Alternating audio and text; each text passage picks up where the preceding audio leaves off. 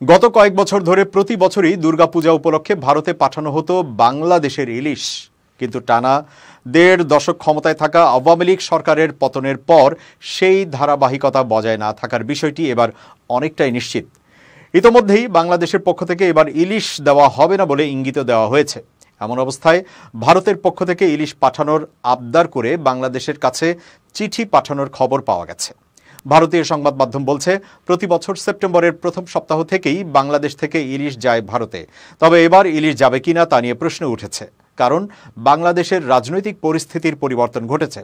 প্রতিবার শেখ হাসিনা সরকার ভারতে ইলিশ পাঠানোর ব্যবস্থা করত, কিন্তু এবার পরিস্থিতি একেবারেই অন্যরকম।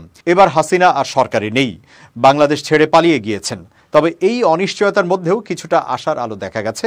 ফিশ ইম্পোর্টার অ্যাসোসিয়েশন ইলিশ রপ্তানির জন্য আবেদন জানিয়েছে বাংলাদেশ সরকারের কাছে।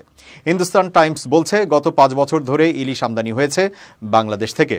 এবারও সেই রীতি মেনে ভারতে ইলিশ পাঠানোর জন্য বাংলাদেশ সরকারের উপদেষ্টা তৌহিদ হোসেনের কাছে আবেদন করেছে ফিশ ইম্পোর্টার অ্যাসোসিয়েশন। এদিকে পশ্চিমবঙ্গের পাশাপাশি ত্রিপুরা ও আসামেও যায় বাংলাদেশের ইলিশ।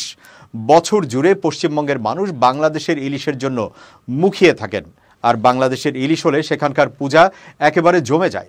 গত বছরও ১৩০০ মেট্রিক টন ইলিশ গিয়েছিল বাংলাদেশ থেকে। তবে এবার কতটা ইলিশ ভারতে যাবে, আদৌ যাবে কিনা তা নিয়ে এখনও কোনো নিশ্চয়তা মেলেনি। সংবাদ মাধ্যমটির দাবি, অনেকের মতে অন্তর্বর্তী সরকার আসার আগে থেকেই বাংলাদেশে ভারত বিরোধী বাতাস বইতে শুরু করেছিল। তবে এবার সেই বাতাস কি ইলিশের ওপরও পড়বে? এসব নিয়ে আলোচনা একেবারে তুঙ্গে।